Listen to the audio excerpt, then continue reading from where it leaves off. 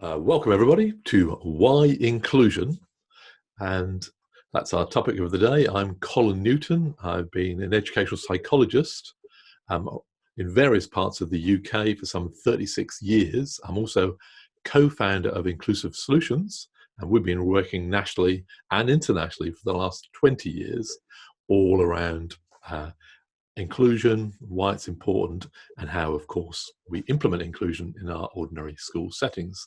Today, I'm extremely pleased to be joined by my fine son, Elliott Newton. All right, everyone. My name's Elliott. I went to a mainstream secondary school, which was very inclusive, and grew up around a lot of people with different needs, different disabilities, and different ethnicities and stuff.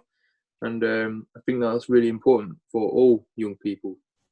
So today I'm here as a graphic facilitator. Been doing a lot of person-centered planning over the years, and I'll just show you what my graphic looks like right now, just right at the beginning, and this will build throughout this short session. That's all I've got right now, and this graphic will fill up with all the information that we talk about today. So there's our website, inclusive-solutions.com. Plenty of stuff up there on inclusion. And we've also got a book called Keys to Inclusion, which would go very well with this webinar. It's a book I wrote a few years ago with Derek Wilson, who's the other co-founder of Inclusive Solutions. Very practical, very step-by-step. Today, of course, it's more, the focus is the question why inclusion, and we're particularly going to focus on the inclusion of children and young people who are disabled, children and young people with Down syndrome. Obviously, inclusion is a much wider topic, and we're very committed to including all children and young people, whatever their background, be they from an ethnic minority group, be they LGBTQ+, wherever they might have very challenging behavior, whoever they might be. Obviously, we're still as focused on their inclusion. But today, we want to particularly zoom in on the group of young people that you're probably concerned with watching this today. And we'll need a working definition of inclusion so nobody misunderstands. So this would probably work for us: to be present, to be participating, contributing at a local mainstream ordinary school with flexible and effective support and resources. So you're not in a special place, you're in a mainstream, typical school setting. So when we're talking about why inclusion, we're talking about why would you want to be in an ordinary, typical school. Right, well, here's our first answer to that question. Why inclusion? It's all about human rights.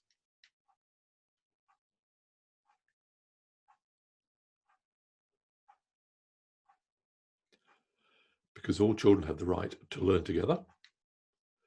Children should not be devalued or discriminated against by being excluded or sent away because of their disability or learning difficulty. And disabled adults describing themselves as special school survivors are demanding an end to segregation. So basically, there's just the right to be present with your peers in a mainstream school.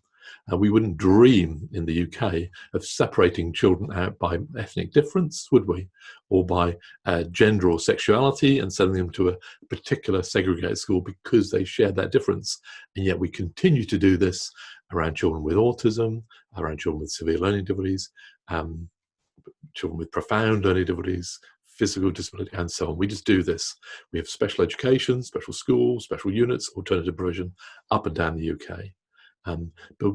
But we're saying, no, you have a right not to have that experience. You have a right to be in the mainstream alongside your peers, other children, young people who are the same age as you.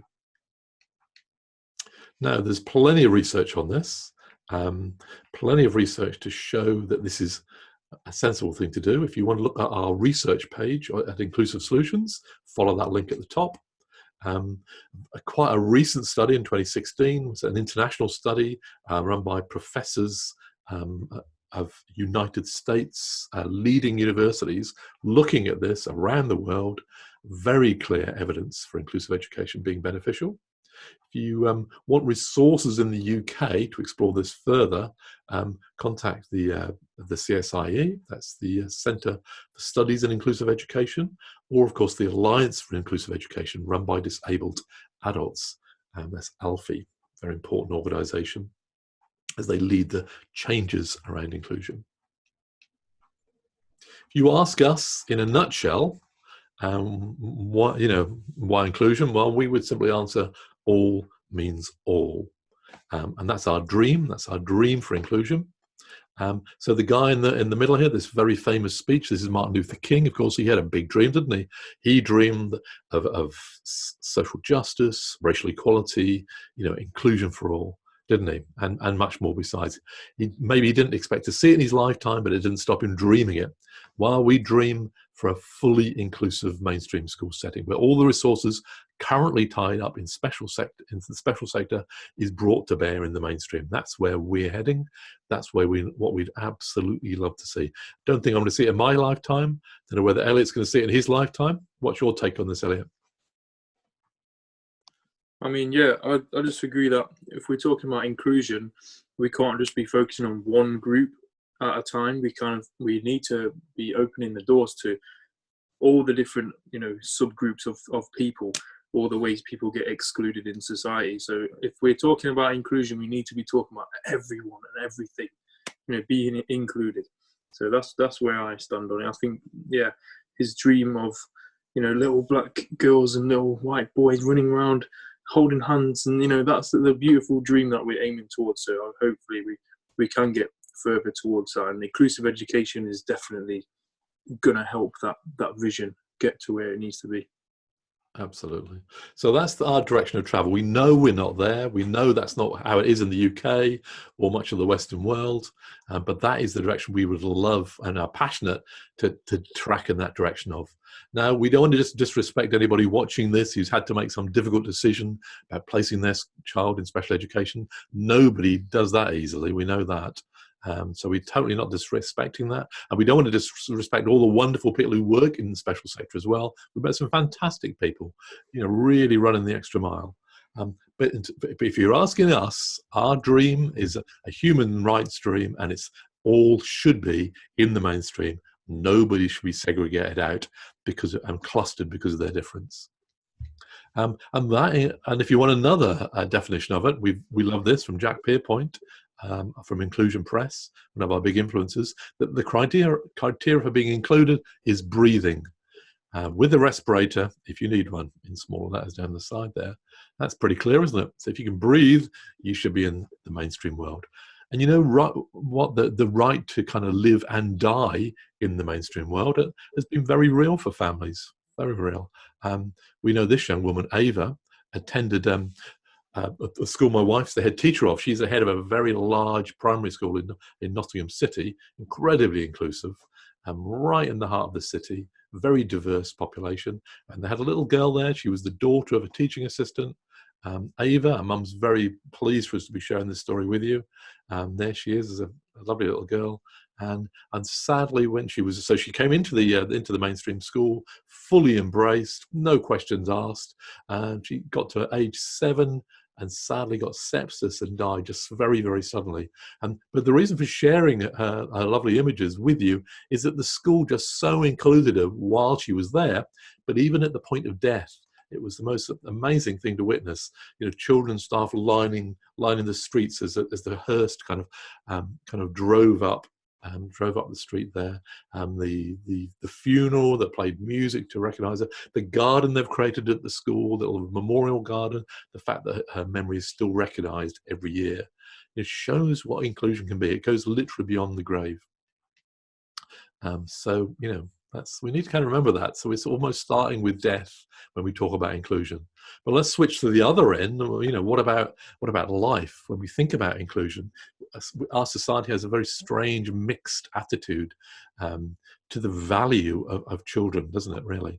And so most children with Down syndrome, of course, don't even come into the world, like many other disabled children, because we've become so sophisticated, haven't we, at screening before children even arrive. So many children just don't even come into the world. But then when they do, of course, the welcome can be a bit confused, and many parents will experience a very strange set of mix of messages at this very early stage when it's clear their child is different. So messages like, your child will never be able to ... I'm sure you can finish the end of that, but it might be walk, talk properly, go to an ordinary school, get married, hold down a job, be able to drive. You know the list. So many parents will hear this message in the hospital, and it's almost like somebody has died, the way it's dealt with. Screens pulled round, grief counsellors, loss being talked about. Well, obviously it's a big change. There's some serious stuff to be spoken about, but it does have that kind of loss feel to it. And the messages around the child's education that come in very early on set a kind of tone for what follows. Because after the parents have been exposed to the medical world, then they meet the family and friends who very likely still pop out with words like, what a shame, or what a pity. Again, betraying this kind of negative value we seem to have around disability in our society. And then, of course, who's up next? Well, educators. And often parents are just looking for just a hint of acceptance or giving their child a chance in their eyes. So there we are, right at the heart of it. Now, there was a lovely organisation called Parents for Inclusion, and they worked with a couple of teaching hospitals in London to come up with a Welcome to the World letter, which we absolutely love. I wonder if, Elliot, you might read this for us. It's a fabulous letter welcoming a newborn child to the world for the first time. And the thinking was that this would be read to the child and their family almost as soon as the child's difference was recognised. Welcome to the world. We are so glad that you have come. You have a right to be here and belong. You belong to your family, your community, your culture, your country, this world which we share together. How wonderful to have you here. The people who love you may be feeling sad and scared and will need to cry away their fears. This does not mean they don't love you and that you are not right for each other. Like all children coming into this world, you need to be loved and valued for who you are, including any difficulties you may be facing. You need to be loved, touched, cuddled, smiled at, sung to, talked to, made to feel safe. As you grow up, you need to have fun and laughter, play and music, friends and people who are willing to listen and learn from you. Yes, you may need to have more help and support at times, possibly all the time, but remember, the most important thing for you is to be included in ordinary life and for your life, long or short, to be valued. That is not different to any baby in this world. Have a good life, little one. With love from people who are living this, know it to be possible and will help you, your family and friends to live it too. Thank you, Elliot. Beautifully read. So if you know a midwife or you know anyone in a teaching hospital, give them a version of this, make it your own. This is why we so love the work of Nicola Enoch and the ups of downs and positive about downs. It's all fabulous work. These are the messages that parents need to hear. So pressing on with this question, why inclusion? Elliot? I guess this one's about having a good education. Yeah, research shows children do better academically and socially in inclusive settings.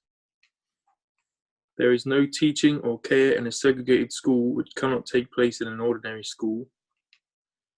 Giving commitment and support, inclusive education is more efficient use of educational resources. Non-disabled children benefit academically.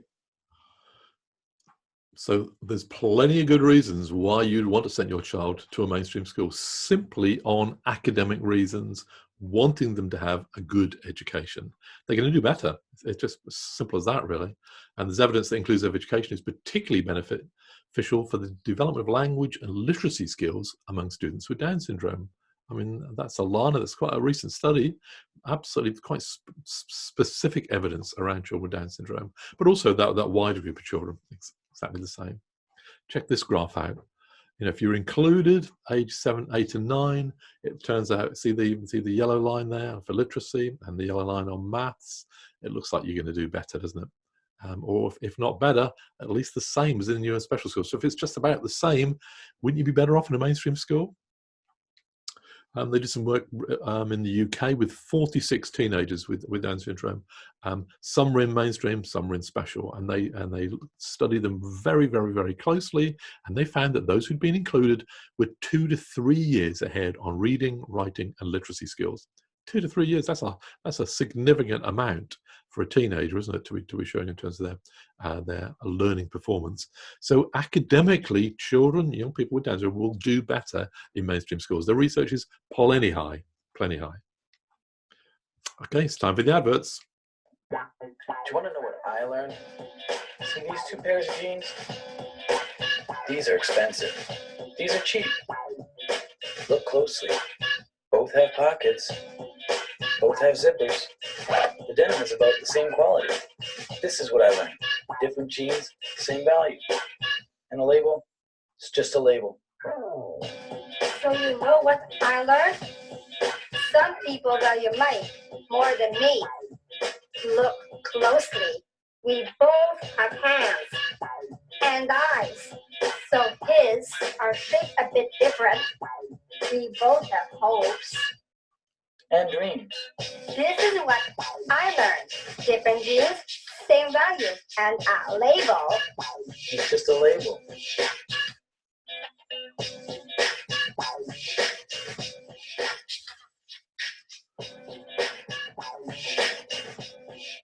Different genes, same value. A label is just a label.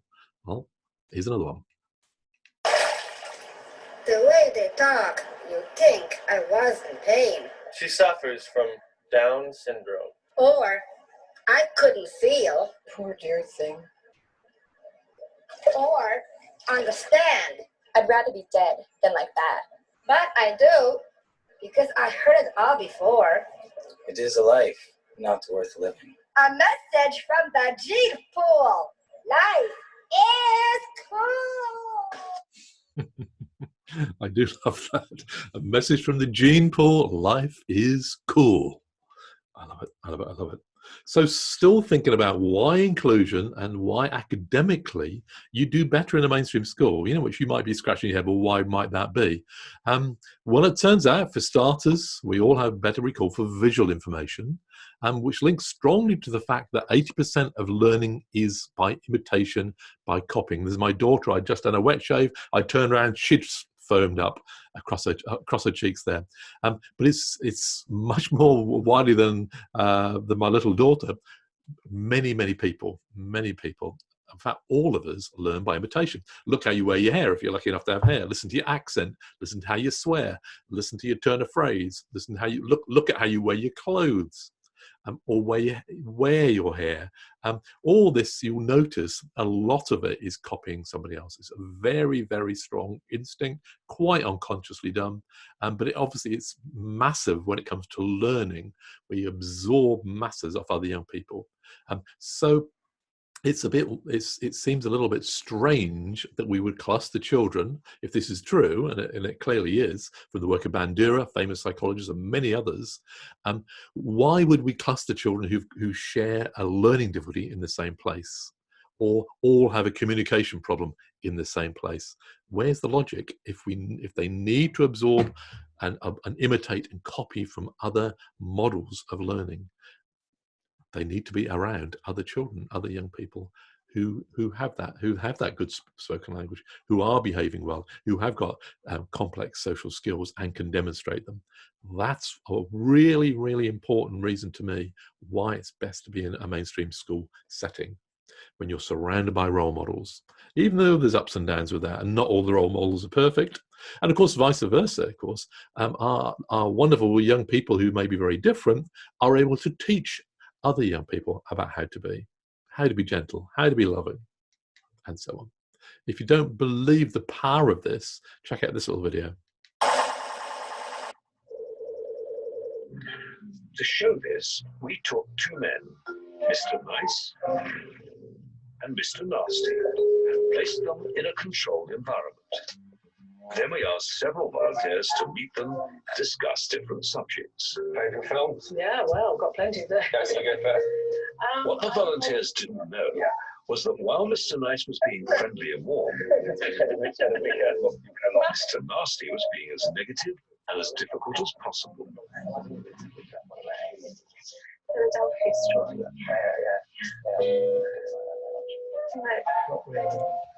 But crucially, both Mr. Nice and Mr. Nasty have been asked to deliberately move their bodies in specific ways. While cameras watched for a response from the volunteers that would reveal what was going on in their mind. Gradually, as the conversations developed, an extraordinary thing began to happen. The volunteers with Mr. Nice gradually began to copy him. He kind of used those well, and the acting was so good, they kind of all got away with it. And the other ones lost their aprons. Meanwhile, those with Mr. Nasty didn't copy him at all. I'm reading John 24 at the moment. Have you seen that? Saw it once. Yeah, I don't like it very much. No? No. I think it's the sort of thing I like going to the cinema myself. Because the volunteers like Mr. Nice, Some people say they like to show. their mind prompted them to mimic him. No, I forgive myself. A subconscious attempt to strengthen the bond between them.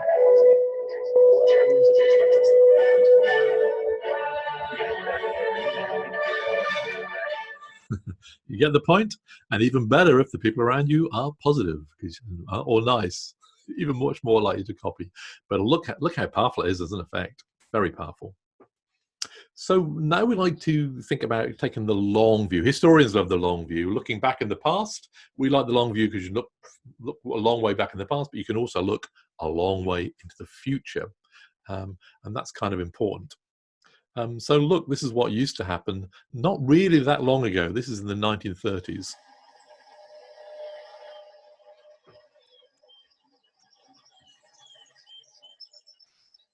The place Ida Norman and Jeffrey Kay were taken to was Meanwood Park Colony for Mental Defectives, which had opened on the outskirts of Leeds in 1920. The man who took them there was Samuel Wormold, who saw himself at the vanguard of a movement to remove anyone with a disability from society, and wrote at the time, "By being allowed to repeat their type, the feeble-minded are increasing the ranks of the degenerate and wastrel classes with disastrous consequences to the entire community." In the 1920s and 30s, Samuel Wormold rounded up more than 2,000 people in the Leeds area. School children, factory workers, and mill girls found themselves being taken to Meanwood.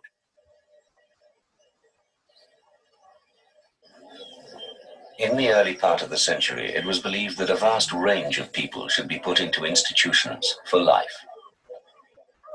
The Mental Deficiency Act of 1913 had established 4 categories of people to be institutionalized: moral defectives, idiots, imbeciles, and feeble-minded.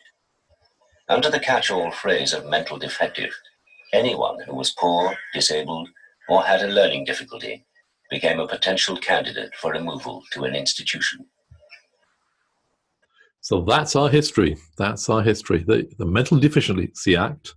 So if you were classed as mentally defective, you could be scooped up off the street and find yourself placed in a special setting. Well, there's an unbroken line between that time and now. We had training centres. Which kind of evolved into special schools in the 60s and 70s. But it's an unbroken line between that instinct around segregating back then to stop people, basically having babies with each other. That was the thinking. In America, they were sterilizing people. Here we were separating people. And that's been a very, you hear about the eugenics movement. Well, it was created here in the 1860s. This guy, Frankie Galton, from Birmingham, no less, he developed the concept of eugenics, psychometrics, and the whole nature-nurture thing as far back as the 1860s. We always think of the Nazis with eugenics, don't we, and the awful things they did around disabled people and gypsy travelers and the Jewish people. But actually, the eugenics movement was really strong in this country as well. And there's an unbroken connection between all that dark history there to what we still do when we separate people out, we group them. So that's looking back a bit with the long view. Now looking forward with the long view, we obviously have approaches like person-centered planning, which deliberately focus on the future. And you'll have come across these approaches when we use approaches like PATH or MAPS, and we deliberately plan around young people for their future. And then these are very dramatic, dynamic kind of approaches, and they're very forward-looking. And we back to that question of the dream, what we'd really love to see for a young person. Very powerful, very powerful. So now we're moving on to our next section of why inclusion. And we think why inclusion because it makes social sense, just good social sense. So Elliot, could you read these for us, please? Yep. So segregation teaches children to be fearful, ignorant, and breeds prejudice. All children need an education that will help them develop relationships and prepare them for life in the mainstream. Only inclusion has the potential to reduce fear and to build friendship, respect, and understanding. So it just makes plain good social sense. If we want a world that feels more inclusive, where people get on better, they understand difference. You know, the children of today, tomorrow are parents of disabled children. The children of today are personnel managers and employers of disabled young people. They need to have the experience of being around disabled young people, and they will learn so much from them, of course. Even the children who are the most challenging with their behavior and their emotional worlds, there is so much to be learned in the problem solving, in the acceptance, in the kind of getting along with children of difference. So it just makes so much good sense for us to be together. Let's figure it out. Let's use restorative practice, and let's use circle practice to get it together when we're all in the same place, rather than separating some groups out. And right at the heart of this, making good social sense, is kind of relationships, particularly friendships. The Circle of Friends has been established for Erin within Hogarth School now for 2 years, and children who moved up with Erin to keep him with his familiar and current peer group. Basically, it's a peer support group for the children to support Erin in his full inclusion within the school. And it works because they're there at playtimes, they're there daily in his life, and it's to encourage the individual to become more independent, to develop perhaps further social skills, and to make friendships, really. It enables children to talk about things quite openly that's happening in school without too much teacher input. They need to be perhaps prompted sometimes, but mostly it comes from them. So see this young man being included, and the process being used here is simply called the Circle of Friends approach. And we recruit a group of young people who form a team around the young person, in this case Erin there with the yellow pages, and do amazing stuff. And the little girl next to him, interestingly, her parents were profoundly deaf. When Erin joined the class, she's able to be all of who she is because she's able to use her signing skills that she knows really well, but never, of course, shows. But as soon as Erin joins the class, she's able to be all of who she is.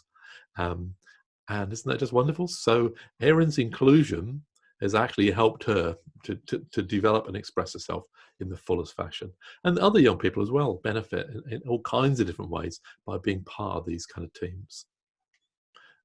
Elliot, you've had some interesting experiences you were growing up, because you went to a very inclusive, although mainstream secondary school in Nottingham City.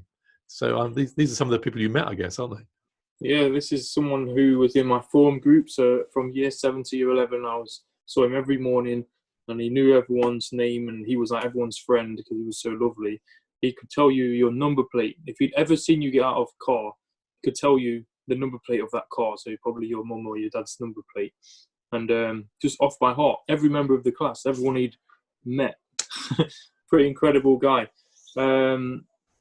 Yeah, this is Cameron. He was a lovely guy as well. He loved giving people hugs. Sometimes he didn't want to have hugs, but he was just so lovable and sweet. And I think because he was a big black guy, people were kind of intimidated by him, but he was the most cuddly, sort of lovable, gentle giant that you'll ever meet.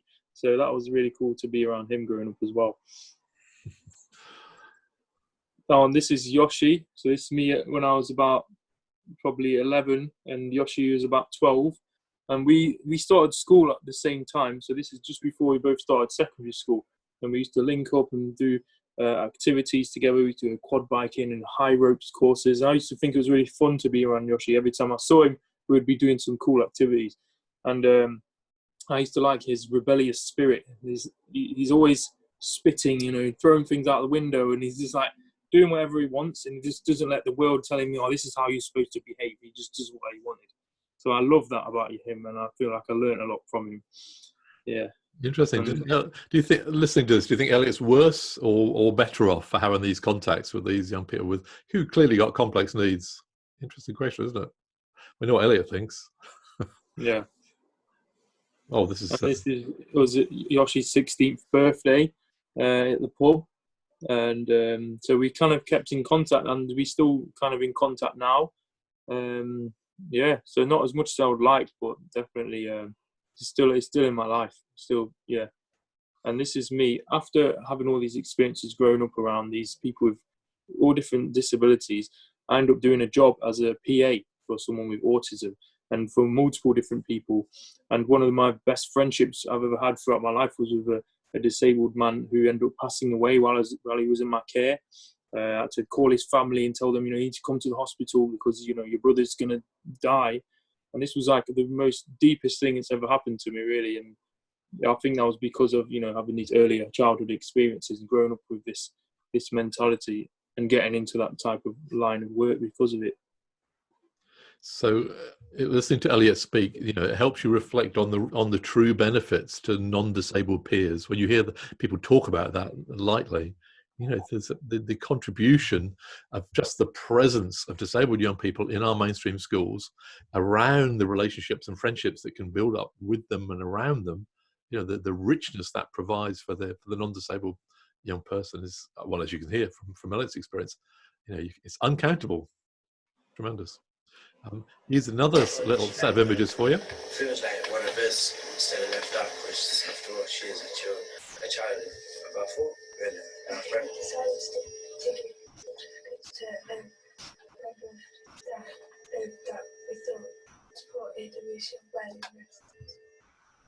So here's a young woman who nobody thought should go to her secondary mainstream school, and yet when she got there and we built a circle around her, these young people around her absolutely responded so well to being as part of her life.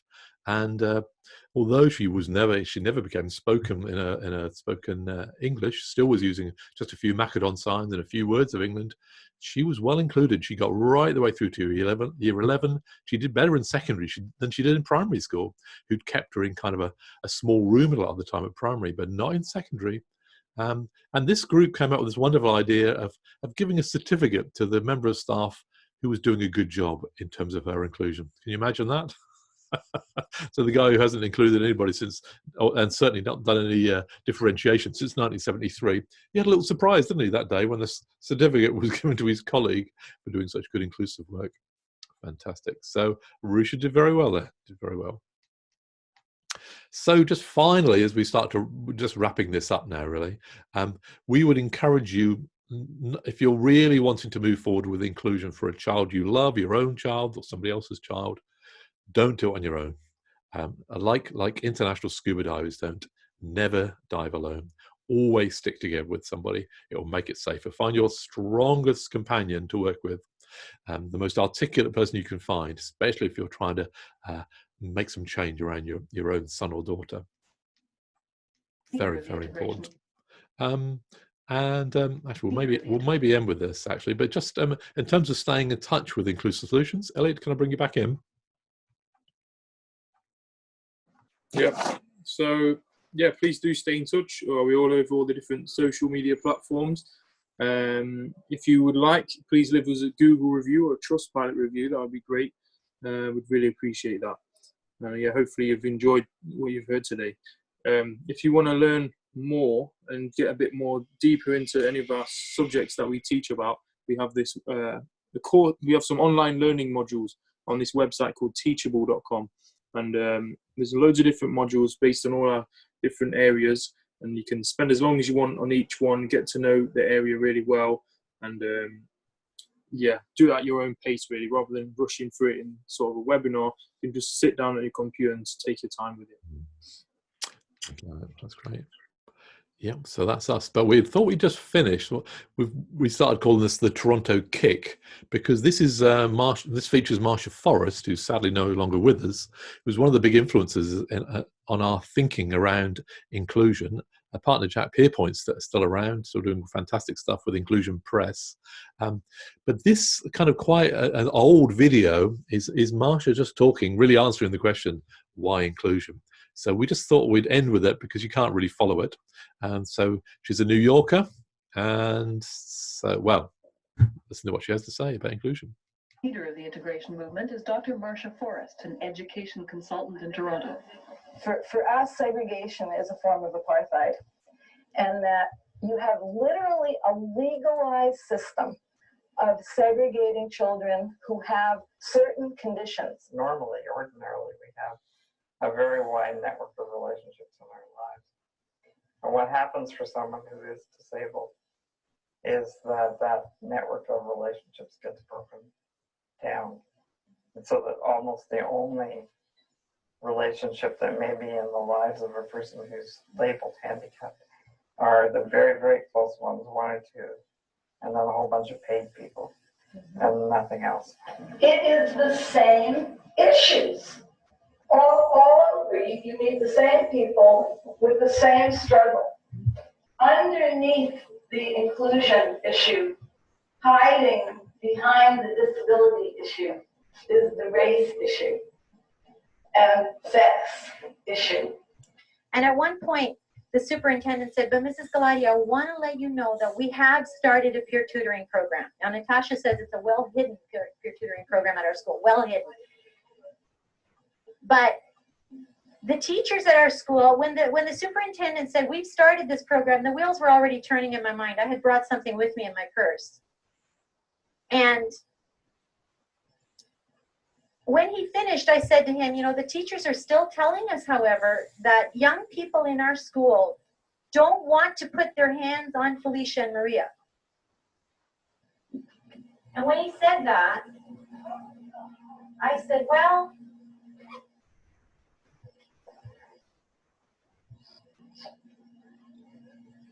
I guess that the reason young people won't put their hands on Felicia and Maria is because this is the way you present them. This is the way Maria has lunch. She's not contagious. I don't need those. And you don't need those. The research is this high on what makes effective, healthy human beings, right, John? The research, maybe it's this high actually. So we can give you the resources. The research backs up everything. We have to say the issue is the other guys have to prove why they're still doing it wrong. It is not up to you to defend this anymore. It is a human right. Whether you're gay, whether you're Jewish, whether you're Hispanic, whether you're Chicano, whether you're in a wheelchair, whether you're Italian, it is not up to us to defend that anymore. Give it up. Just say, I'm proud to be who I am. You deal with it. Nelson Mandela, 27 years in prison. Shafiq's on the front line between bullets. And I hear human service people going, oh, I'm so tired. Oh, I'm so tired. We'll get a rest. And then come back to the fight. We have to build the villages, brothers and sisters. It does, as we keep showing you, it does take a whole village to raise a child. And the purpose of the village is to move you and me and all the people that we are and we love and we care about, to move us into some form of liberation so that we can get the things that we need, because someday there never will have to again be a conference on inclusion. Can you imagine that? And that means we've done something right.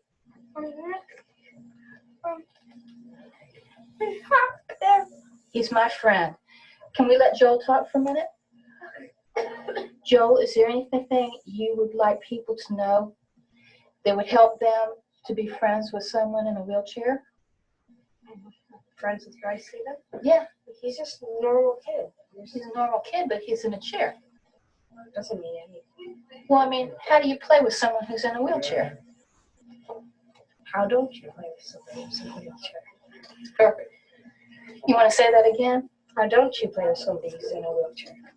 I think that says it all. And so do we. Can we see the graphic, Elliot, just before we sign off?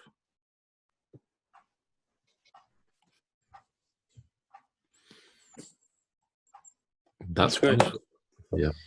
So we looked at human rights, all means all, welcome the babies into the world, a good education in mainstream, person-centeredness, and why it makes social sense, and never die alone.